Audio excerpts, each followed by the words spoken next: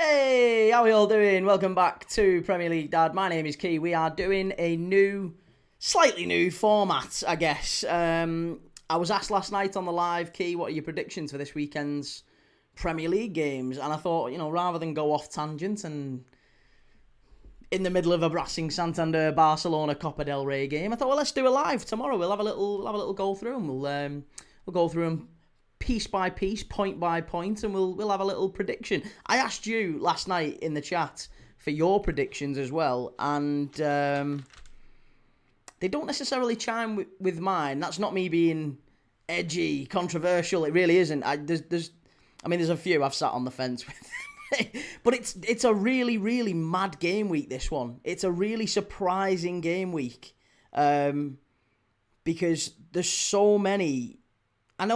You could say, well, come on, Key, hang on a minute. It's basically this every week in the Premier League. Anyone can beat anyone, and it's throwing up all these types of matchups every week. And that's why we love it, isn't it? Let's be honest. That is why we're all so fascinated with the Premier League, and it's the biggest league and best league in the world. But I've got to say, I am really interested in looking at these fixtures and going through them. But I want to get your take in the chat if you're watching along.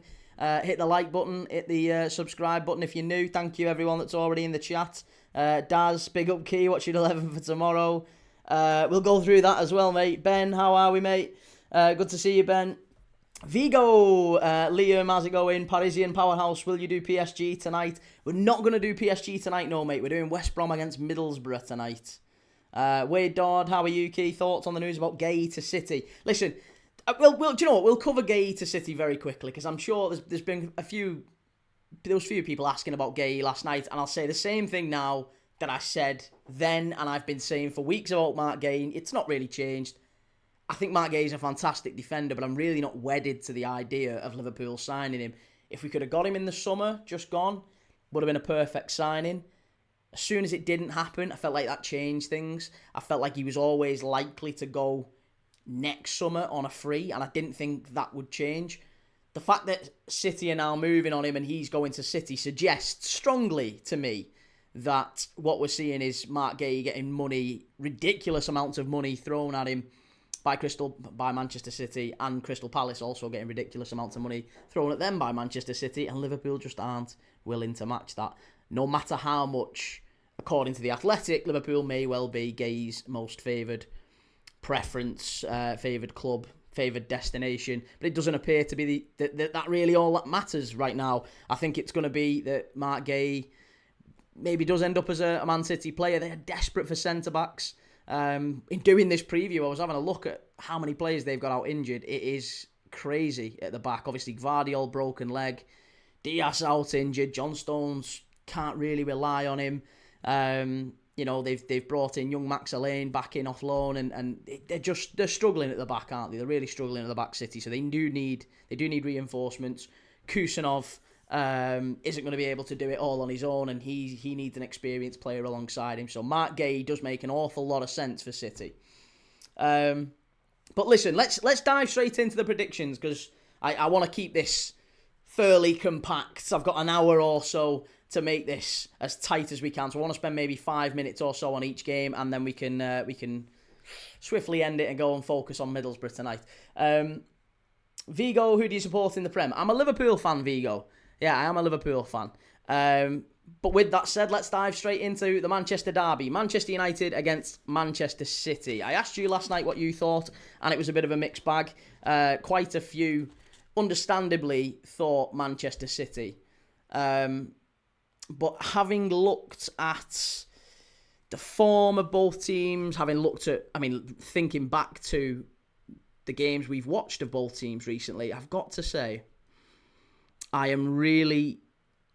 have to sit on the fence with this one. I'd love it if City went there and wiped the floor with them. Of course, who wouldn't? What Liverpool fan wouldn't? I would love City to go there and win 3 or 4-0 and really put a dent in Michael Carrick's opening game as caretaker manager. It's 1 win in 7 for United. And as much as I think Ruben Amorim was hard done by, the form wasn't fantastic towards the end of his tenure, was it? 1 win in 7. They're still only 3 points off the top 4, so they're not a million miles away from where they need to be come the end of the season. But City's defence has caused me real cause for concern, I guess, with Manchester City when I looked at them in the Newcastle game. Even, to be honest, they even conceded against Exeter in the Cup and they scored 10 in that one. I just think with City's defence, they are going to give up chances. And United, in the Burnley game in particular, I thought they were really poor in the FA Cup against Brighton, but I think in the Burnley game they created chances. I think they'll be really up for this one. I think Michael Carrick will set them up in the right way, and I think they'll have a really good go at City. So I have gone for 2-2 in that one. I've gone for Manchester United 2, Manchester City 2. I think there's going to be goals in that one. Now, I'm hoping that's the case because we're live for it.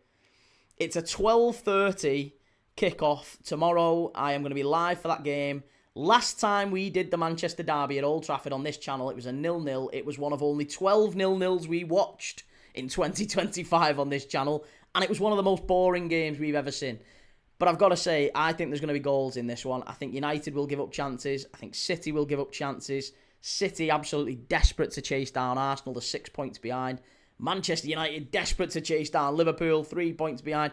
They've not won, but 1 win in 7. Manchester United really, really do need to get a result tomorrow. I think a draw would be at the very least that they would deem acceptable. They're a bit desperate at the minute with everything that's going on. That's why the title today is Desperate Devils. Everything at United just feels really desperate. And they're clinging to life a little bit. So I think Man United 2, Manchester City 2. That is my prediction. Let me know in the chat what you think. Callum says it won't be a draw. City will wipe the floor with them. Let's be real. I'm hoping for that, mate. I'm really hoping for that. There's a lot of these, you'll see these predictions that I'm making as we go through them. There's a lot of them that there's a little bit of hopium in there. And as much as I would have loved to mark down Manchester City win 4-0 or 3-0, I can't see that. I can't see it. I think City will give United chances. I actually think United score first. City, the defence is in tatters, and I think United score first. And even though, actually, City's defence is not too bad. If you look at their recent form, they've got some clean sheets. But I just think they give up so many chances. Even in the Newcastle game the other day, if Newcastle could finish in that game, Voltemada would have had 1 or 2 off the bench. Wissa would have definitely scored in the first half. They had chances, and I think City will give up chances again to United. It's just whether or not Sesko on a roll, can he be the guy to take him? So I'm going to go Man United 2, City 2 for my first game. Then we're on to the Saturday 3 o'clocks. Now, the Saturday 3 o'clock that we're covering is Liverpool-Burnley, but we're going to start alphabetically. It's Chelsea against Brentford. Now, Chelsea against Brentford. Again, Chelsea not exactly in great form themselves, are they? Chelsea not exactly in great form themselves. The result against Arsenal, were Chelsea very good in that? Again, stretched, but they rested Reece James, they rested Cole Palmer. They'll probably push João Pedro forward into more of a centre-forward role rather than in the 10. Moise Caicedo comes back in, doesn't he? So it's just whether or not Chelsea can get that first home league win under Liam Rossini. And I've gone, no, I think Brentford. I think Brentford. That's my first controversial call. Again, not trying to be edgy, but Brentford have won 3. Their last 3 away games, they've won 3 in a row. They've shot up the table. They're now on the cusp of the Champions League places. They're ahead of United. They're ahead of Chelsea. Ahead of Newcastle as well. And they're there on merit. Keith Andrews deserves massive plaudits for what he has done this season. And yeah, I think they're bouncing. I think they can go there and do what Sunderland did. I think they can go there and get a win and shock Chelsea. And Chelsea, I still don't think Chelsea are a side that make the Champions League places. I think maybe they'll cling on to the Europa League spots, but I'm not sure about that top 4, top 5 place just yet. That 5th spot is kind of up for grabs between Newcastle, United, Chelsea, maybe Brighton. I don't see Brentford lingering there too much longer, but I think if they get a win tomorrow rather, they might start framing Brentford in the same sort of way that we looked at Sunderland early part of this season as this, like, wow, what an unbelievable effort. And it is either way, whichever way you look at it. Everyone I spoke to pre-season was all saying Brentford to go down. Lost Thomas Frank, lost Wissa, lost Mbermo. What an absolutely unbelievable job Keith Andrews has done and is doing there.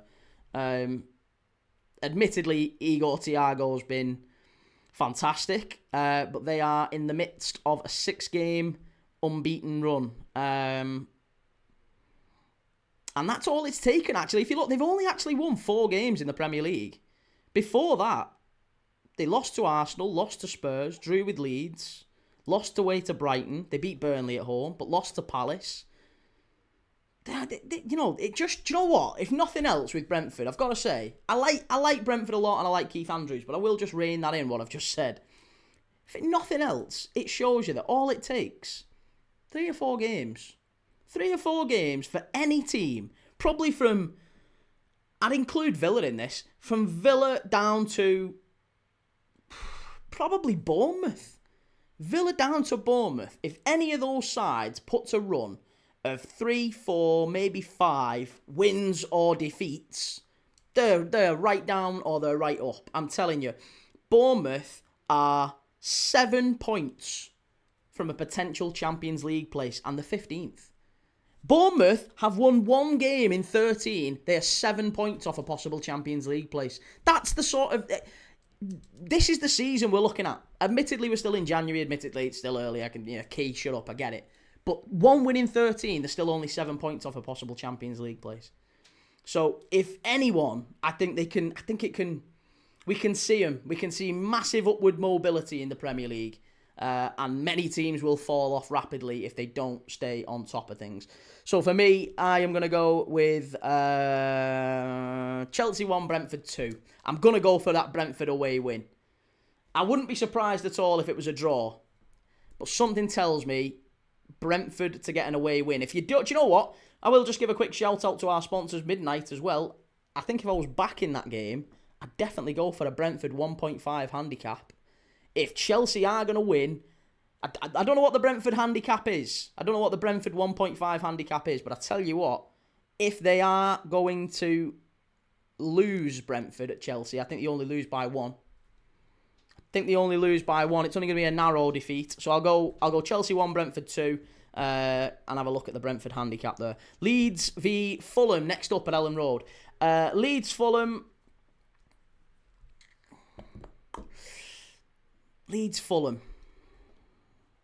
Again, both teams kind of identical in form.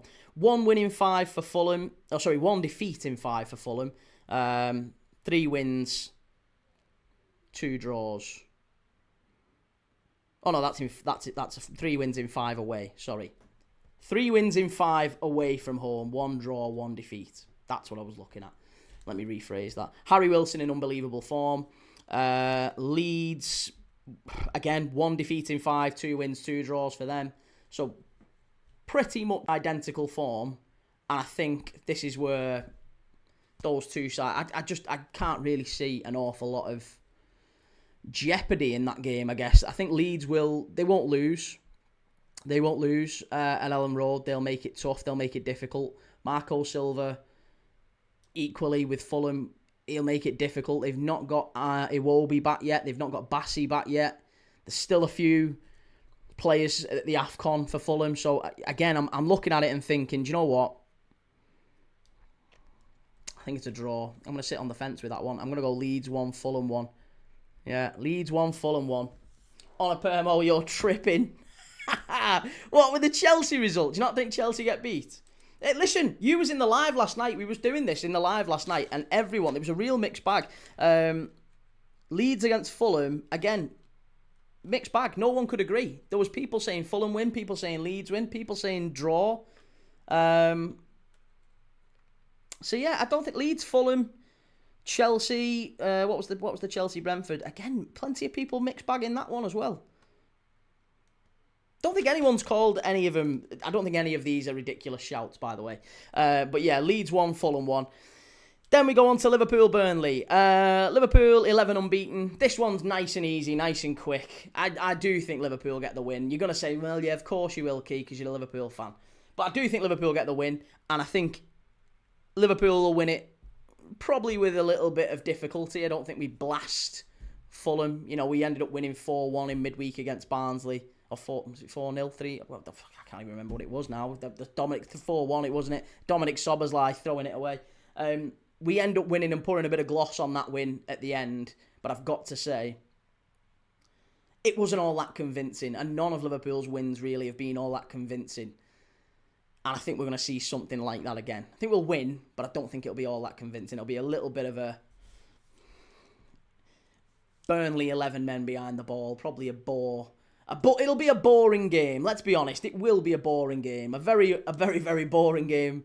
Unless Liverpool score early. I'm hoping there's an early goal and Liverpool win, and it's all nice and easy. It's a lovely game, but I just can't see it. I think we're going to see Burnley frustrate the opposition fans, the rivals, the Arsenals, the Uniteds, the Cities, whoever. They're all going to be like laughing their head off. The Everton fans in the chat probably having a dig at me as well.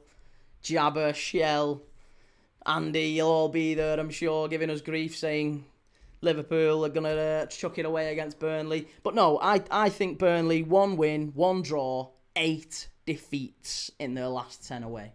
8 defeats in the last 10 away games. If we don't beat Burnley, I don't even want to think about it. But the fact that we've got 11 games unbeaten, I can't see Burnley beating us, but I could see him scoring. Off a set piece and just surprising us early doors. And then it's standard Liverpool, that, innit? Standard Liverpool to make it difficult from there on. But I'm gonna go for Liverpool to win. I'm gonna go Liverpool 2, Burnley 0. Yeah. Could be 3-1. Could be 2-1. But I'm going to go 2-0. A comfortable but boring, efficient 2-0 win. That's our 3 o'clock game tomorrow. I'm live for that one. So make sure you get in amongst it. Make sure you've liked and followed, all that good stuff. Wonder LS, hope you well. Just woke up, Key. Lots of love. Ben says Mark Guehi off to City. I've just been talking about that, mate. Yeah, I'm not really that surprised. Harry says, hello, fellow unemployed people. Right. Tottenham, West Ham. Now, this one... again, this is what I mean. There's so many that are just like on the fence. You could quite easily... You could certainly justify a West Ham away win here. Spurs have got 1 win in the last 7 games. But West Ham, 1 win, 4 draws, 6 defeats in the last 11 away games. 6 defeats the last 11. 1 win in the last 11 away games. They aren't winning this. Spurs will make it very difficult. It could easily be a draw. But I have been... Even though Spurs have only 1 win, I have to say, I think I've seen enough from Spurs in recent games that I've been relatively impressed by their resilience, their robustness. And I think they've got the ability to cause West Ham some problems. I think Thomas Frank's got to do something, though. He's got to change system. He's got to change setup. Because I don't see a way that if they let the game linger, if they don't take the game to West Ham from the off, the game lingers, West Ham probably do end up nicking it. I think West Ham could nick it, but I think Tottenham have to go at them from the off, get Odegaard in there, get Kolo Muani ideally. I mean, Richarlison's out injured for a while now, isn't he? Who else has Spurs got injured, by the way? I was looking at this before. There's a few players who Spurs are missing. Not to mention West Ham, and West Ham have just signed another couple as well. So, yeah, Bentancur, Kudus, Kulusevski, Maddison, Richarlison. Does Conor Gallagher make his debut? Maybe Conor Gallagher comes straight in. Conor Gallagher making his debut. West Ham will probably go with Castellanos up front, Bowen off the right, maybe Somerville in there. So again, there's pace. There's certainly quality in that West Ham attack. I could easily see it being 2-2, Daz. I can see where you've gone. I think 2-2 is not a ridiculous shout at all. But I'm going to go with 2-1. I'm going to go with Spurs to win. I'm thinking back to the Spurs game against Palace where I thought Spurs played quite well in a difficult away game. Admittedly, Palace haven't been fantastic recently. We'll come on to that in a minute. But I think Spurs have been really good recently. Performance-wise, less so results. I know the Spurs fans are really on top of Thomas Frank, and I can understand it. I spoke to a lot of Spurs fans in the chat. But I think against Villa started well, obviously 2-0 up. Spurs come back into it second half. As soon as Odegaard scores that, I really think they're going to get back into it. They're going to, and they just wilt at the end. But I don't think there's any shame really in losing to Villa. They're a very, very good side. Spurs, to their credit, I think stayed in the game. I don't think they're anywhere near as good as Villa, but they got themselves back into the game, stayed in the game, and on a different day, maybe they could have nicked it. Same thing with Liverpool. Same thing when they played Liverpool. 9 men. I do think there's fight in Spurs. Like I said, they very, very easily could have got a point against us. And they had 9 men on the pitch at the end. Now, you could say, well, that's Liverpool throwing it away, and I agree, but I think Spurs showed a lot of fight. I don't think these players are throwing the towel in for Thomas Frank.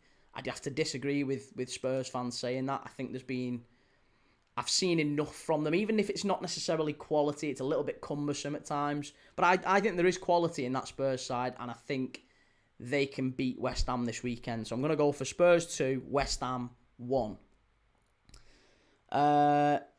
Let me know in the chat again what you're thinking. Samuel, which Liverpool player starts for City? Which Liverpool player starts for City? Which ones don't? I mean, Van Dijk and Konate right now. Van Dijk and Konate are the most lamented, but Alisson starts for City. Van Dijk, Konate, Szoboszlai starts for City.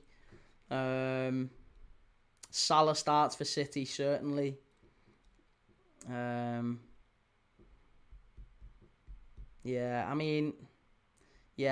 Look, I don't know. After that, it's probably 50-50 on some. Kirkes, O'Reilly. I think, and again, on the other side, Frimpong and Nunes, there's probably 50-50s and edge cases all over the pitch, but for me, I'd say there's 4 or 5 straight off the bat, Right, Sunderland Palace. Sunderland unbeaten at home all season at the Stadium of Light. Can't really make a case for Palace. I can't. 6 losses, 6 defeats, 3 draws in their last 9 games. I think that Oliver Glasner, we're getting to a point with Oliver Glasner now where you can see it. The seams are coming undone, aren't they? It's coming apart at the seams with Oliver Glasner. He's made it quite clear that he's not going to be at Crystal Palace next season. Mark Guehi's about to leave. I think Crystal Palace are getting to that point now where they're going to have to make a decision. I think they're just going to sink like a stone for the rest of the season. They're going to sink like a stone. So I'm struggling for Palace. I'm struggling to make a case for Palace for the rest of this season. I think they're hanging on to Glasner because of the fact that he's a club legend and maybe they want to say goodbye in the right way. But actually, we can already see that maybe heads have turned. We can already see that players are thinking to the summer. Mateta thinking to the summer. Glasner's certainly thinking to the summer. We don't know who else. Obviously, Guehi's certainly thinking to the summer. He might be gone this January, and then it's a really weird time to be a Palace fan. And Jordan, who's in the chat, he tells us this himself. He's very frustrated by Mateta and various others up front. They're desperate for Sarr to come back from the AFCON. He's got another week away before he's back in. So, no, I think it's going to be a difficult game, this one, for Palace. I can't make a case that they win it. But I do think Sunderland win. I'm gonna go for a Sunderland win in this one. Sunderland weren't that impressive against Everton at in the FA Cup game. We watched that on the channel. Sunderland v Everton, or Everton v Sunderland rather. They weren't that impressive, but they caused Everton problems. They limited the chances. They're robust. They're resilient, and that's all Sunderland ever really needed to be. Is just that they're kind of hanging on to what they've got, hanging on to the point, and then hitting on the counter and maybe offset pieces. But Sunderland have got plenty of players that can hurt Everton. Sunderland have got plenty of players that can hurt Palace, and I'm going to go for a Sunderland win. I'm going to go Sunderland 2, Palace 1. I think Mateta or Pino will get a goal for him. Wade Dodd says Sky Sports have just announced it. Oh, okay. Sky Sports have just announced breaking news while we're on the live. Let's have a look at it. Well, there you go. Mark Guehi to Manchester City. Here we go. Fabrizio Romano has just tweeted it as we're on air. Not really surprised by that, I've got to be honest. City have thrown massive money at him. City have thrown massive money at Palace. I would be astonished, absolutely astonished, if Liverpool were willing to match that. It's very on brand for Liverpool, isn't it? To say, no, we would have taken you in the summer at this price, but we're not willing to pay that price plus a little bit more now in January. And I imagine City, the money that City will be offering Guehi is astonishing. So, no, for me, I'm not surprised that he's gone. I am just having a look to see this Glasner news. Breaking, Oliver Glasner confirms he will leave Crystal Palace in June. He's not signing a new deal at the club. I already informed the club months ago I wanted a new challenge. Right, well, do you know what? At that point, surely if you're Crystal Palace, how are you not parting terms? That is so frustrating to me. How are they? Do you know what? This is exactly what Liverpool did with Klopp.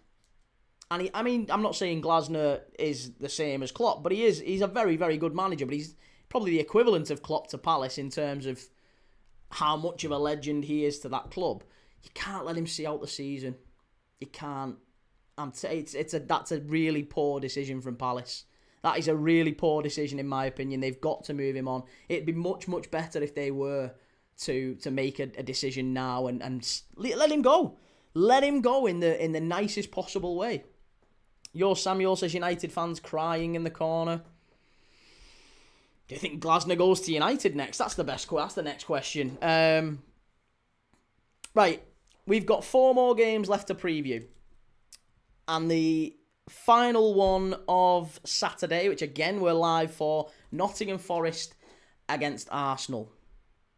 Don't really need to look at the form book on this one, do we? Nottingham Forest, Arsenal. Forest, 1 win in the last 6. That was against West Ham, and it was a last-minute penalty. Arsenal, last 5 wins, last 5 away games, all wins. It's made, it's written, isn't it? Arsenal should go there and should wipe the floor with Forest. Sorry, Andy, aren't you disappointed, though, that Liverpool didn't try again for him? Yous were still interested. Hang on a minute. You say we didn't try again for him. How do we know that we didn't try again for him? I think it was all set that we were going to sign him in the summer. And what's happened? I'll be really intrigued. I haven't seen what the fee is for Mark Guehi. I've not seen what it is. I would imagine it's somewhere around the same fee that Liverpool were prepared to pay for him in the summer.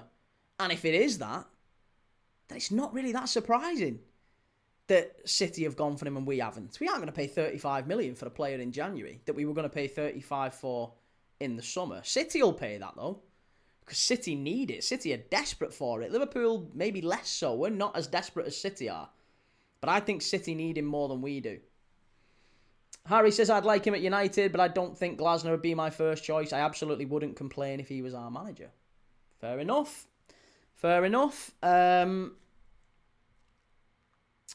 Right, yeah, so Sunderland, Palace, we've done Forest, Arsenal. So, the form table sorts itself out. Let's not dwell on the form. If we're purely looking at form, Arsenal wipe the floor with Forest. But I'm not going to say that. I genuinely think Sean Dyche has built his entire career. Now, here we go. This is where Key makes a case for Forest picking up a point. And I know you're going to say as well, there's going to be already... I can see people in the chat. It's hopium, Key. It's pure hopium. You're just getting excited. You want Arsenal to drop points. And yes, that is true. However, I do think there's a case to be made for Forest. I think Forest at the City Ground can absolutely pick up a point against Arsenal. I didn't think Arsenal were that impressive against Chelsea. And I think Arsenal have struggled against low blocks. And I think Forest are exactly the type of side under Sean Dyche that Arsenal have struggled against at times this season.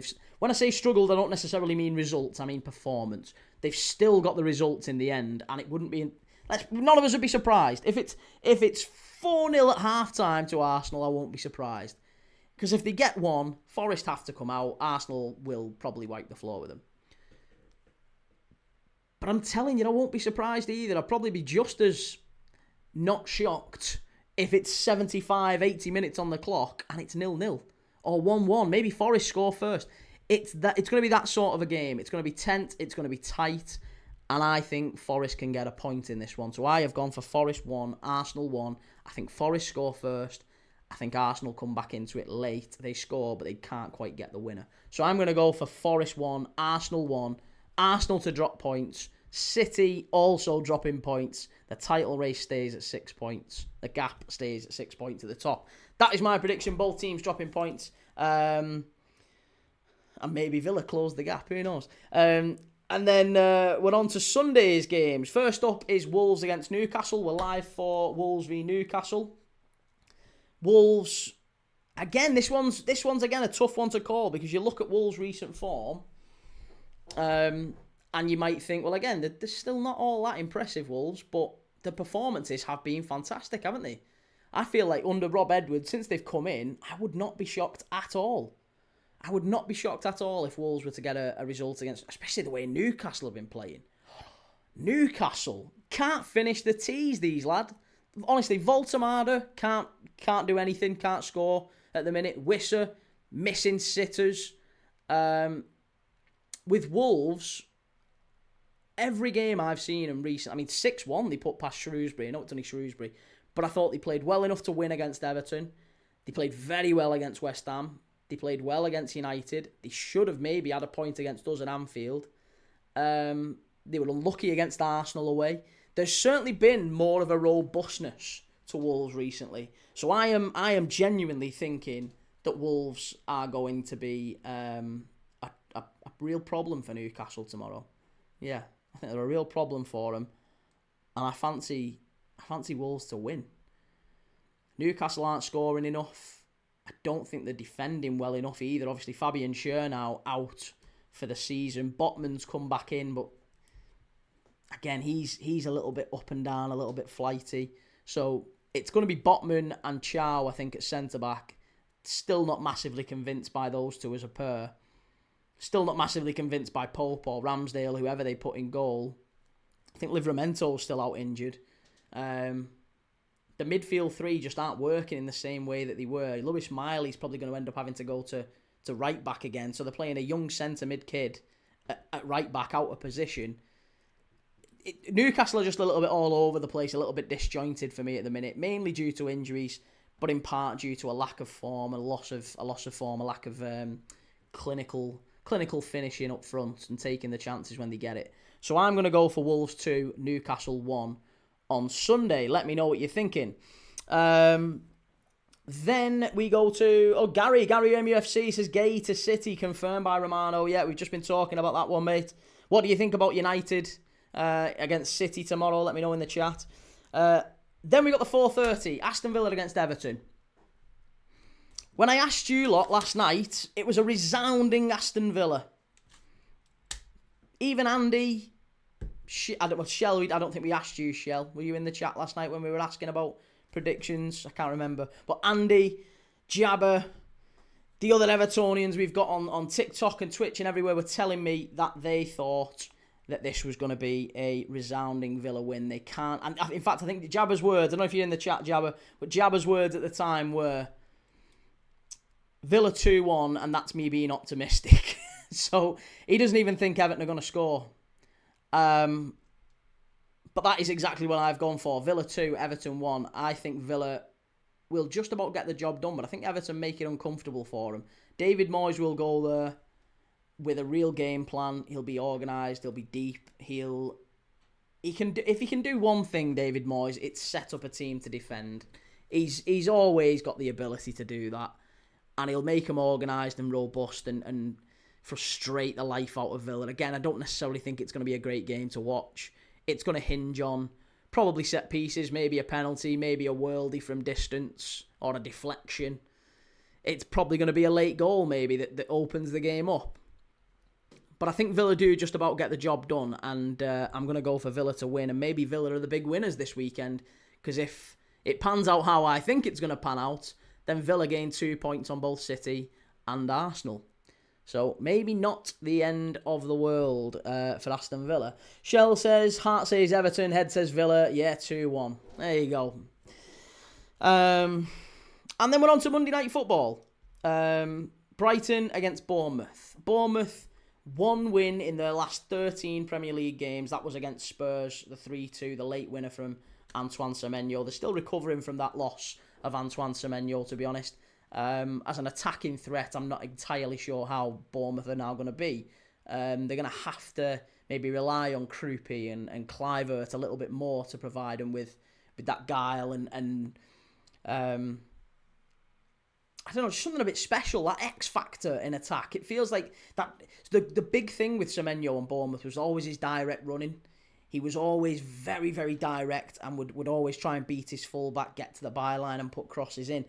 Bournemouth really don't have an awful lot of that. You know, they signed Ben Doak. I don't think, is Ben Doak injured? Ben Doak's not really been around the Bournemouth side as much as I thought he might be.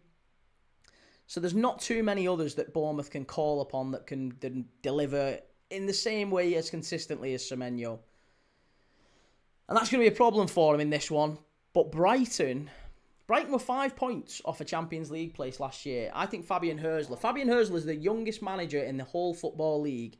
And I think he's done a fantastic job since he's gone in at Brighton.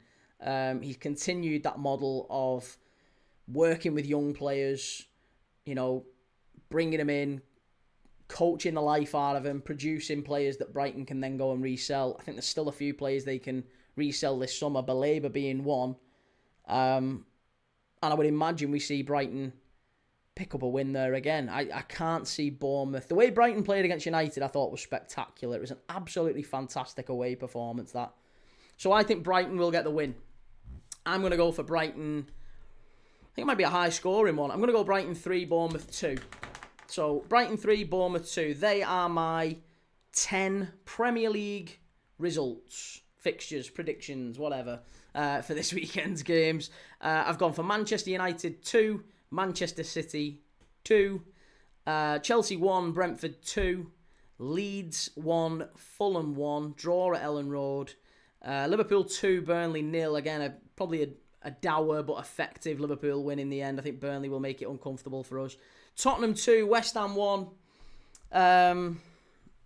Again, you could quite easily call that either way. But I'm going to go for Tottenham to pinch a win. Sunderland 2, Palace 1. Palace sinking like a stone. Oliver Glasner has, while we've been live, just confirmed that he's going to be leaving the club this summer. So I fully expect that Oliver Glasner will leave. Oliver Glasner will leave. That Palace will continue to decline. I think that's what we're going to see with Palace. So I'm going to go for... I'm going to go for Sunderland 2, Palace 1 in that one. Forest 1, Arsenal 1. Again, you could make a strong case for Arsenal to win that one and win it very well, but I'm going to go Arsenal to win. And then, I'm going to go Forest Arsenal draw, And then I am going for Wolves 2, Newcastle 1 at Molineux. And then Aston Villa 2, Everton 1 at Villa Park, with the final game on Monday Night Football, which again we're live for, Brighton 3, Bournemouth 2. And they are my predictions for this weekend's 10 Premier League games. I am intrigued to hear yours. Let me know in the chat. But also, let's just have a little bit of latitude at the end of this live for the news that's broken. I want to talk about Guehi to City, Glasner announcing that he's leaving, because both of those I wasn't expecting to have happened by the end of this live, but they've come out just as we've gone live. Mark Guehi to City. How much? I want to see how much the fee is, because that's the intriguing thing for me. How much is the fee? Guehi City fee. 20 million quid. Oh, tell me that's not true. Tell me that isn't true. 20 million. Liverpool haven't done it for 20 million quid. Daniel says, what's your thoughts on Guehi turning Liverpool down after what happened in the summer? I don't believe he has turned Liverpool down, mate. I don't think we've gone back in for him. It looks like, to me at least, that City have offered him ridiculous money. I really thought they'd have offered Palace ridiculous money, but 20 million quid is still a very reasonable fee. But 20 million. Wow. It was 35 in the summer. Liverpool agreed with Palace. And according to The Athletic, he was very, very keen on joining Liverpool in the summer. But City have moved that process forward. They've brought it on and they've gone to Palace with a proposal that evidently Liverpool aren't willing to match. 20 million quid for a player whose contract is up in 6 months. And Guehi probably getting a massive contract. Let's be honest. He'll be getting huge, huge money. So there you go. It's certainly on brand for Liverpool. Like I said, it's very, very much on brand. Liverpool don't pay over the odds for players, generally speaking, unless the data says so. But yeah, crazy. Absolutely crazy, that. But there you go. Make of that what you will. And the other thing, yeah, Andy, I've just seen Glasner, 100%, he has announced that he is leaving Crystal Palace in the summer. Where does Oliver Glasner go next? Oliver Glasner to leave Palace. Yeah, where does he go? Where's he going? Onapermo says Glasner's had issues with the board. He wanted to strengthen. He didn't want to sell Guehi. Yeah, that was the thing in the summer, wasn't it? That he was very keen on saying. Apparently, he went to the Palace board and said to them, "Look, we've just won the FA Cup. We've got in the European, the Europa Conference League or the Europa League. They thought then we've got in here. Like, give us some money. Give us some resources so that we can go and your Eze's and your Matetas and Mark Gaze and Lacroix and all these players, they don't want to leave. Let's try and get some money in so we can sign more new players." And imagine Eze had stayed. I don't think Eze going to Arsenal was such a smart choice from him anyway. He's been sat on the bench most of the season. But if Eze goes and stays at Palace, let's say, Eze stays at Palace, Gay stays at Palace, and they've got Sarr, Eze, maybe Mateta signs a new contract, Glasner signs a new contract, you'd be backing that Palace, that version of Palace you would be backing to maybe be in and around the Champions League places just as Brentford are. Maybe just as Villa are. They're just as good as Villa were, or Villa are this season, Palace were last season. Wouldn't have surprised me at all if that version of Palace were in and around the top four. And I think if he'd have got some money, some proper money in the summer, he probably could have gone and done that and built on the success that he built last year. Sadly, Steve Parish, Crystal Palace, did not want to give him those funds, or weren't able to give him those funds maybe, and that's where he's seen his arse. And as a result, Gay's left, Glasner's left. What more can you do if you're a Palace fan? Onapermo says Glasner's has issues. Shell says come to Everton. Andy says he'll probably be a Man United or Tottenham manager next. Man United or Tottenham for for Glasner. I've got a feeling he goes back to the continent maybe. Could he be like a replacement maybe for someone maybe too small for PSG, like Luis Enrique leaving PSG in the summer? That one seems to be on the cards. I think the United job is almost certainly going to Maresca. I think he's a certainty for United. That then leaves a question mark over Iraola and Glasner, and maybe latterly Frank. Is Pep leaving in the summer? Onapermo says Palace have shot themselves in the foot. Elise, Eze, Guehi. Oh, Christ, yeah. Imagine they'd have kept hold of Elise. This is it. It's so... I mean, I can understand sometimes you do have to sell players. The offer that comes in is too big and the players push for it. I get that. I understand that. But it's got to be frustrating from a Palace fan's point of view to look at that and say, well, look how close we were and we didn't push on, we didn't kick on.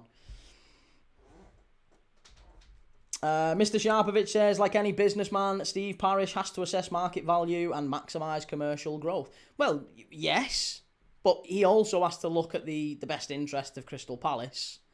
And if there is ever a time to invest, you invest when you're on top and you're in a position of growth and you've got the ability to accelerate that growth.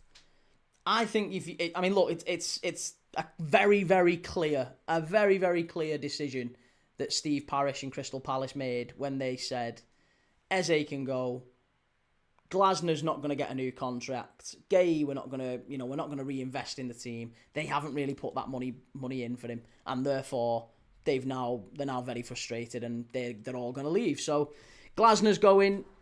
Guehi's going. Crystal Palace on the decline. I think it's going to get worse and worse for them until the end of the season. And it wouldn't surprise me, I'll call it now, but it wouldn't surprise me if Palace do make that call sooner rather than later. I don't know whether he resigns. I don't know whether he gets sacked. But that conversation is probably already being had. If Glasner's announced it, that he's leaving, while still in a job, it never usually ends well. It's honestly, as soon as you tell them players in the dressing room that you're checking out as a manager, it never ends well. Never, ever, ever ends well. It's always going to be, a problem for the next manager coming in if they don't. It's just going to be such an issue for them. I can't see Palace doing anything meaningful this season. I think they'll probably crash out as well of the Europa Conference League. Andy says the next Palace manager will be interesting. Harry says, I'm not saying you're wrong, Key, but why would United appoint an interim manager to then appoint a permanent manager that's available now? It seems ludicrous. Well, I think with Maresca, they're making the decision. Maybe it's kind of the reverse of the decision that they made with Amorim. So Amorim, they were agreed on Amorim, but Amorim said, I don't want to come in now, I want to come in the summer. Managers typically don't like coming in mid-season, do they? They like coming in when they've got a clear run at it. They come in the summer. They are... Because look, here's the thing, right? You come in the summer... Sorry, you come in mid-season, you've got to deal with all the ongoing stuff. You've not really got a lot of time to process it or plan or strategize. You're just thrown straight in and you're immediately being judged. Like, you're signing the contract on the Friday, the Saturday you're in the dugout. That's a very difficult sell for a manager coming in. And I can totally understand why Enzo Maresca has probably gone, do you know what? Nah, I don't want that hot potato. I'm fine. You guys do what you're going to do. If you want me, I'll still be available in the summer. I'm going to take some time off with my family. I've had a tough couple of years at Chelsea. I'm going to go and have a little bit of time off. I'm going to go and, see the world with my family for 6 months. Lie on a beach, relax. And if the job's still available in the summer, I will take it. If it's not, no worries, I am sure another job. And that's the beauty of the managerial market, is that there's always another one coming up. So if Maresca didn't get the United job, I don't think he'd be that bothered, because there'd be another one coming up very soon after, maybe the City job with Pep. So he's a man in demand, and I do think he would expect a full pre-season. Just as Foxy's saying there, I have to agree. I think it's very likely that we see Enzo Maresca come in, and he comes in at the end of the season. To get that full pre-season build-up. Daniel says, happened to Klopp when he announced he was leaving. It's true, yeah. As soon as Klopp said he was leaving, there was a little bit of a decline with Liverpool. We never quite performed how we should have done, and we fell off. On a Permo says, Wilfred Nancy is a swear word around here. Managers want a full pre-season. They don't want to end up like Wilfred Nancy. And Daniel says, I don't think United go for Enzo. Who do you think United go for then, Daniel? Because that's the intriguing thing. I just can't see anyone else that United could get and would go for. Glasner doesn't make a lot of sense to me. I don't think Areola makes a lot of sense. I think Eddie Howe does, but I don't know if he'd go there. I don't know. Mr. Sharpovich says, Eze, Guehi and Glasner are assets. On the pitch success already came last year. Palace business model isn't built on massive investments in talent and infrastructure. Palace will be fine. They'll get their lucrative TV deal. They'll comfortably survive, and Adam Wharton will be their next big money sale. No, they don't have to make massive investments in talent and infrastructure, but you have to invest from a position of strength, I think. I think if you get into... How often you actually get into that position of Palace winning an FA Cup and getting into Europe? That's so rare. I think you have to do so. You have to stretch. You have to do something a little bit different. You have to push the bolt out. You have to react and respond to that and change your approach as a result. It's crazy to me that Palace would have just kind of let it fall by the wayside. Andy said, I'm seeing names like Luis Enrique and Thomas Tuchel to Manchester United. Daniel says but I kind of hope they go for Tuchel or Carlo, but I know they have to wait for the World Cup to finish. Carlo Ancelotti, I don't think he's going back into club management. I'd be very surprised. He's won everything there is to win in club management. I'm not sure you'd want him anyway. As good as he is, he's an absolute legend, of course. You've got to remember he's done everything there is to win. Has he got much appetite left? Has he got the desire to go in and rebuild a Man United, a great dynasty? I don't think that's not a job for Carlo Ancelotti. I'm not even entirely sure, mate, it's a job for Thomas Tuchel.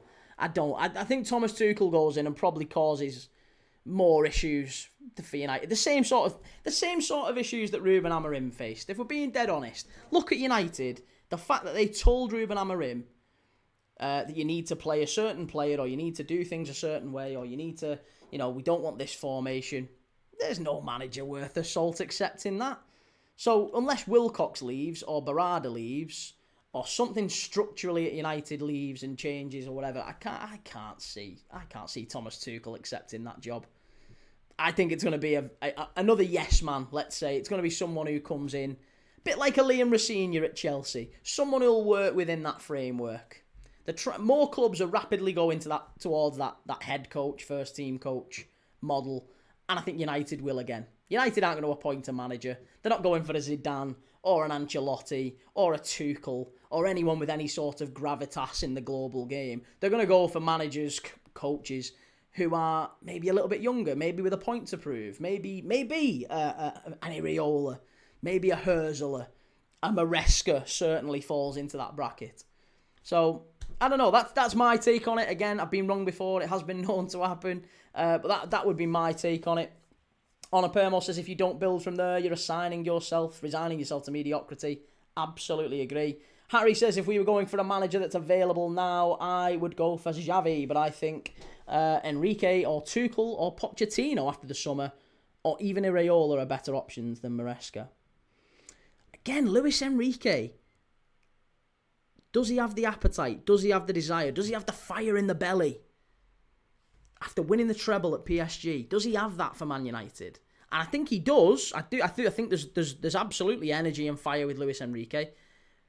But also, does he come in and accept the structure around him? I'm not sure. No, I think Luis Enrique is another one that's very, very much left field. He's not going to be an immediate option for United, because I think if they end up, Luis Enrique says, I'm interested, he's going to be interested with caveats. He's going to be interested with, I need this, that, and this in place, whether it be this signing, that signing, this much money, whatever the case might be.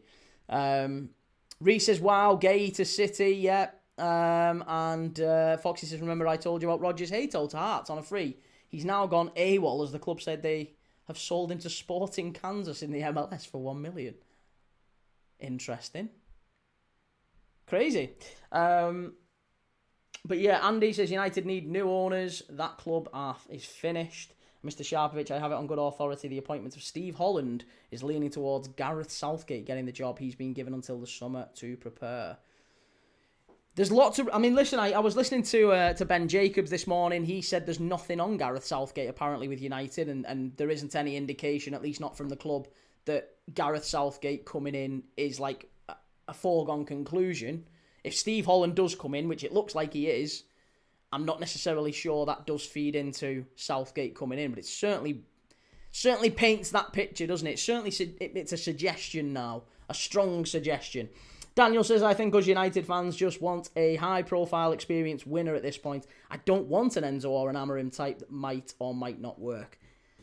I think the reality is, here's the answer, here's the question rather, not here's the answer. Here's the question that Manchester United fans need to ask themselves is, do you want the framework that all the big clubs seem to be going towards, which is a club model, right? You have a director of football, and you have a strategy behind the scenes, and you have a transfer committee, and you have a board of directors who decide this is the United way based on feedback from ex-players and fans and whatever. This is the United play. This is the strategy we want to build towards, and we're going to sign players geared for that. We're not going to sign players based off a manager's suggestion. We're not going to sign players based off a manager's demands. We're not going to do any of that. We are going to have our very, very clear, this is what a left-back for Man United looks like. This is what a centre-mid for United looks like. He's this sort of age profile. He's this sort of build. He's got this sort of data set behind him. Very, very data-led. Is it that? Do you want that? Or do you want what United have done in recent years, which is Ten Hag comes in and he brings in Donny van der Beek and Daley Blind and Van Gaal brings in Daley Blind. Oh, you know what I mean? There's players coming in from managers' suggestions who are just kind of, and then they're left around at the club because the clubs change managers every 18 months. So then you've got Amorim coming in and dealing with the best will in the world, you know, Harry Maguire's and Xerxes, you know, centre forwards who he's not really got any interest in playing, but he's kind of having to make do with. It's not an ideal thing at all for him. I don't know. I just, for me, I feel like that's the two angles United fans have to decide on. Do you want the director of football model, which gives you some sort of risk reduction in terms of players being left at the club thereafter after a manager leaves that aren't right, which is what United have had for years? Or do you want a manager who has total authority, total, like, he has absolute final say on everything? And if you want this model, if you want the manager who has final say on everything, then it opens up your Luis Enrique's, it opens up your Ancelotti's, it opens up some of the big, you know, the big winners in the game. It opens up those conversations. Maybe Tuchel as well. I think if you're going to go with the director of football model, though, you open up every other manager in the game that wants to manage this massive, unbelievable. I'd love to manage Man United. I'd love to come and work at United, and I'll do whatever framework you want. I just want to be a manager of United. I think that's the better model, I really do, and it's certainly the way that football's going. So for me, I think that's the model that United will go down and should go down. Daniel says, oh, sorry, we've done that one. Honor Permo says, if there's one thing I never believe, it's someone in the YouTube chat saying they have some sort of authority on the goings on behind the scenes at clubs. And Mr. Sharpovich, the new era of football is that clubs are being run on a corporate model. Investors see their millions of investments in players as assets. And Shell says, Everton, we got rid of our director of football. It's true. And listen, it doesn't work for everyone. Doesn't work for everyone, but more and more clubs are moving towards that director of football sustainable approach, because then you're not signing players based off pithy recommendations that, and it's big money. Like Agate, look at Agate. Agate came in on the recommendation of a manager, wasn't a club signing per se, but he's come in and now, again, United fans don't want him at the club anymore, really. It feels like he's a bit of a waste of time, waste of space. But maybe in a different system he could have worked. I don't know. There's all that sort of stuff. It's crazy. Daniel says, I want the first one, but the board seem to be so incompetent. They have really bad judgment. I think a good experienced manager saying he wants these certain players would be good for 2 years to build. Well, fair enough. Yeah, that's entirely fair. Right. Well, listen, that is going to be me for... We've kind of gone off on a tangent. It was a Premier League preview show. We've ended up talking about the news of Glasner and the news of Mark Guehi going to City and all that sort of stuff. This is a slightly new format, so this is the first show, hopefully, of many. I'll do one every Friday before the weekend's fixtures. Hopefully you'll like them. Hopefully you'll join and get amongst it. I'll try and keep them broadly at the same time in the afternoon. And maybe you'll check them out anyway, even if you don't watch them live. But anyway, I really appreciate your time. Thank you, everyone, for being in the chat. Michael Brown says, key the players that you really wanted for Liverpool, like Semenyo, a potential Salah replacement, and Guehi. One is at City, and the one looks like he could be heading to City. That's correct, Michael. Yeah, absolutely. Not players that I wanted. I didn't want them. Daniel says, best of luck, Key. You too, mate. Yeah, listen, thanks for being in the chat, Daniel. And hopefully see you on another live soon. We are live tonight on a Permo for West Brom against Middlesbrough. That is on at it's an 8 o'clock kickoff. Championship fixture. Big fixture in the Championship. In fact, it's two of the newest managers in the Championship. I just want to say that. We've got Ramsey. Ramsey is his name. Sorry, I've lost his name. Ramsey, the name. He's the former Manchester United youth development coach. Right? He worked under Ole Gunnar Solskjaer at Man United. He's only 34 years of age. He's the fourth youngest manager in the whole Football League. So he's come in from managing in the MLS for Minnesota United. He is now the new manager of West Brom. This is his first game tonight. West Brom are 17th, 18th in the table, 18th in the Championship. They're 7 points off the relegation zone, 10 points off the playoffs. So very much like the Prem. Couple of wins and they can be right up there again. So I have to say, I think tonight's going to be an interesting one to see how he fares in his first game at the Hawthorns. It's a very talented West Brom side. They were my dark horse for maybe an outside chance of the playoffs. They did very well last year, fell away at the end under Tony Mowbray. But I think they're going to be really interesting. It's going to be interesting to see how they adapt tonight. And then obviously you've got Middlesbrough under their new manager. He's not exactly thriving at Borough. 1 win in the last 6 games. Borough have fallen off a little bit. And they're still only 6 points behind. 6-7 points behind Coventry at the top, but they've got one eye behind him over the shoulder. They've got Ipswich and Preston and Millwall and the chasing pack. So that automatic second promotion spot certainly not assured for Borough.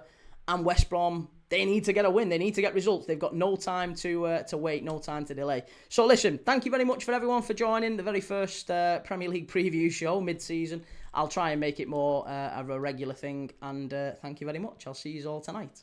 Take it easy. Have a good day.